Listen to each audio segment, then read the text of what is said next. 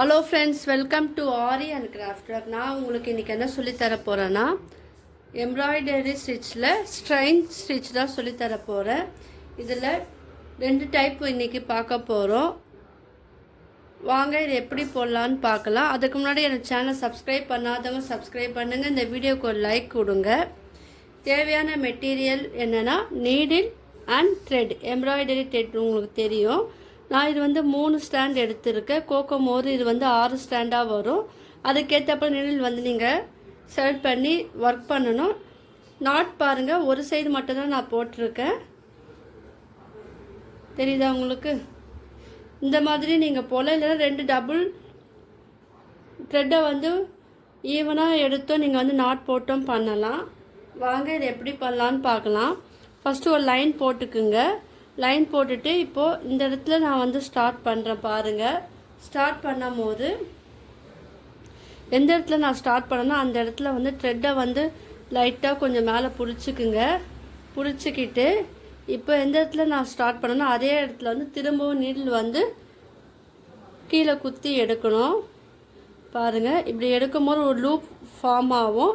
இப்போ நீங்கள் என்ன பண்ணுங்கள், எந்த லென்த்துக்கு வேணுமோ பாருங்கள், அந்த லென்த்துக்கு நீங்கள் விட்டுட்டு இப்போது எந்த இடத்துல நம்ம இந்த லூப்பு ஃபினிஷ் ஆகுதோ அந்த இடத்துல நீடில் குத்தி மேலே எடுங்க. ஏன்னா ஆரி ஒர்க் போட தெரியாதவங்க கூட இந்த மாதிரி எம்ப்ராய்டரி த்ரெட்டில் போட்டு நீங்கள் ஒர்க் பண்ணலாம். இப்போ பாருங்கள், இது தொடர்ந்து எப்படி போடணும்னு நான் சொல்லித்தரேன். கவனமாக பாருங்கள், வீடியோ ஸ்கிப் பண்ணாதீங்க. இப்போ இந்த த்ரெட்டை மேலே பிடிச்சிக்கிட்டு இப்போ நான் உள்ளே நம்ம குத்தி எடுத்தோம் இல்லையா, இப்போ மறுபடியும் அதே இடத்துல நீங்கள் இந்த த்ரெட்டை குத்துங்க. குத்தி கீழ் நோக்கி இழுக்கணும். எடுத்துட்டு இப்போ எந்த அளவு வேணுமோ பாருங்கள், அதே அளவுக்கு டிஸ்டன்ஸ் மெயின்டைன் பண்ணுங்கள். லென்த்து மெயின்டைன் பண்ணுங்கள். இப்போ த்ரெட்டு ஈவனாக நீங்கள் வச்சு பண்ணும்போது உங்களுக்கு ஷேப் அழகாக இருக்கும். பார்த்தீங்களா? ஸோ த்ரெட்டு நம்ம இழுக்கும் போது எல்லாமே ஈவனாக இருக்கிறா போல் நீங்கள் பார்த்து நீங்கள் த்ரெட்டு யூஸ் பண்ணணும். மறுபடியும் சொல்லித்தரேன் பாருங்கள்.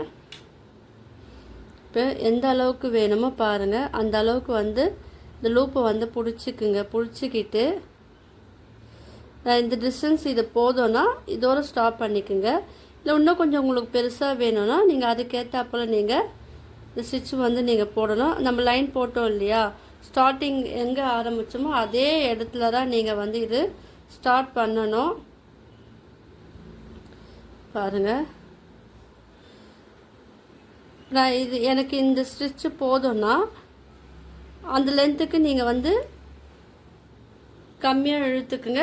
ஈவனாக வர அப்போலாம் பார்த்துக்குங்க. த்ரெட்டு நீங்கள் இழுக்கும் போது ஈவனாக வரணும். அப்போ தான் இந்த ஸ்டிச்சு உங்களுக்கு அழகாக இருக்கும்.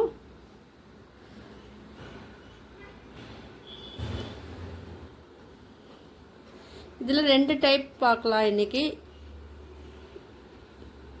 இந்த ஸ்டிச்சில் நீங்கள் பார்டர்லலாம் நீங்கள் யூஸ் பண்ணும் போது உங்களுக்கு அந்த ஷேப் உங்களுக்கு அழகாகவும் இருக்கும். இதை வச்சு நிறைய ஸ்டிச் நீங்கள் இதில் போடலாம். பாருங்கள், ஈவனாக இருக்குது. இல்லை நீங்கள் மார்க் பண்ணிவிட்டு அந்த ஸ்ட்ரைன் ஸ்டிச் போடலாம். நான் என்ன பண்ணுறேன், ஒரு சைடு பிடிச்சிக்குங்க. இப்படி பிடிச்சிக்கிட்டு எந்த இடத்துல நம்ம ஸ்டார்ட் பண்ணோமோ அதே இடத்துல நீங்கள் இந்த நீடில் கீழ் நோக்கி குத்துங்க. இப்போ குத்திட்டு கொஞ்சம் த்ரெட்டை லூஸாக விடுங்க. விட்டுட்டு லென்த்து பார்த்துக்குங்க. உங்களுக்கு அதே லென்த்து வேணுமா இல்லை கம்மியாக வேணுமான்னு பார்த்துக்குங்க. இப்போ நீங்கள் மார்க் பண்ணியும் இந்த ஸ்ட்ரைன் ஸ்டிச் போடலாம். பாருங்கள், ஸ்டிச் நீட்டாக வருது பாருங்கள்.